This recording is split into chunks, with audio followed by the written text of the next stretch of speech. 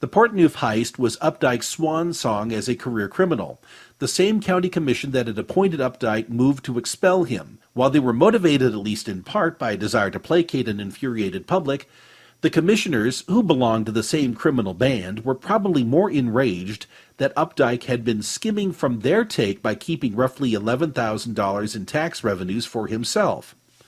Updike soon found himself behind bars in the custody of the newly elected sheriff John Duvall.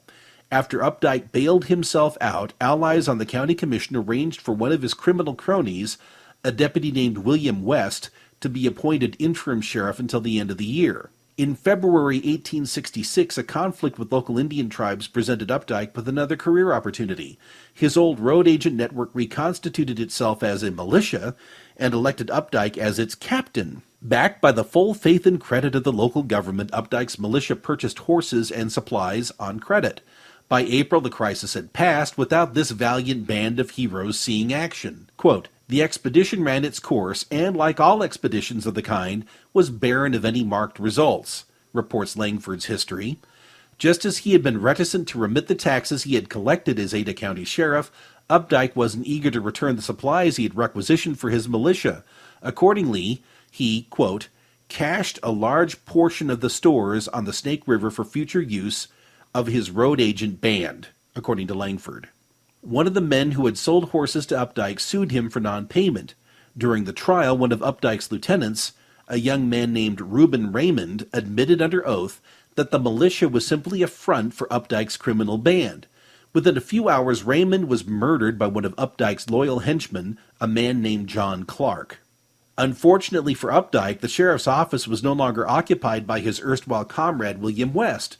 John Duvall had begun his term a few weeks earlier, and since he owed no loyalty to the Updike gang, he couldn't see any reason not to keep Clark behind bars until he could be tried for murder.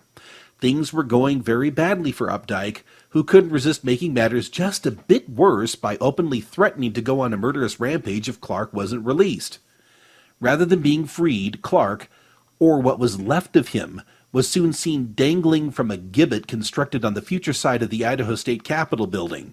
Worried about what Clark might have disclosed to Sheriff Duvall before being dispatched to eternity, Updike fled Boise in the company of an ally named Jake Dixon. For several weeks, Updike and Dixon were pursued by the Payette vigilantes, who eventually overtook them in a cabin near Syrup Creek on the western slope of the Sawtooth Mountains. The following day, their bodies were found swinging from a makeshift gallows. A notice pinned to Updike's clothing announced that the Vigilance Committee had tried the former sheriff and found him guilty of being an accessory and accomplice to numerous murders and robberies, including the Portneuf stage robbery, and of aiding and assisting murderers and other criminals while serving as Ada County Sheriff. Unlike a government agency, the Vigilance Committee didn't seek out new rationales for its continued existence. Updike's demise had a chastening effect on the criminal oligarchy that had propelled him into office. Once government-sponsored crime abated, the vigilantes disbanded. After Idaho became a state in 1890, McConnell was chosen to represent the Gem State in the U.S. Senate. He was later elected the state's third governor. In 1895, McConnell's daughter, Mamie, married future Senator William Borah. For those who understand the moral superiority of society's non-coercive sector, McConnell's political career is a bittersweet coda. His most valuable public service came as a nominal outlaw who employed defensive violence in order to protect life, liberty, and property from the criminal onslaught of the territory's legitimate government. Like its counterparts in Montana and elsewhere, the Payette Vigilance Committee was representative of the private protective agencies created by settlers, miners, and ranchers during the westward expansion to protect property rights and settle disputes. Admittedly, vigilante action, like any kind of applied violence, is problematic. As Dr. Thomas DiLorenzo points out in his recent essay for the Independent Review, one advantage of private protective agencies is that, unlike government entities, they don't claim a legal monopoly on keeping order. Most frontier-era groups of this kind, McConnell's Payette vigilantes among them, were created to confront criminal gangs who had been granted a limited franchise within that government monopoly. One of the most pejorative terms one can use in reference to law and self-defense is vigilante, notes Dr. William L. Anderson, who teaches economics at Maryland's Frostburg State University. Indeed, if one is called a vigilante, it is tantamount to being declared a criminal. Public officials, newscasters, and those in law enforcement solemnly tell us there is no room in this country for vigilante justice. Instead, we must wait for the justice system to work, and if it doesn't, well, that is simply a price we pay for having a free society. However, continues Dr. Anderson, quote, the so-called threat from vigilante justice is like the threat we face from private companies delivering the mail or from homeschooling. It undermines an established government monopoly. The innate danger posed by vigilantism is the temptation to dispense with the non-aggression principle and engage in preemptive action.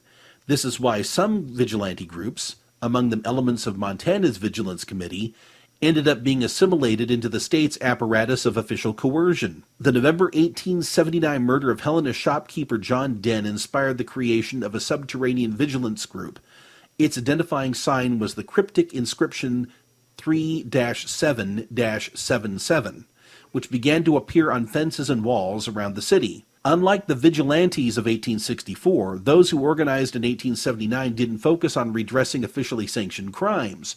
Instead, they harassed and intimidated people suspected of being bad elements, often using their enigmatic signature as a notice of banishment.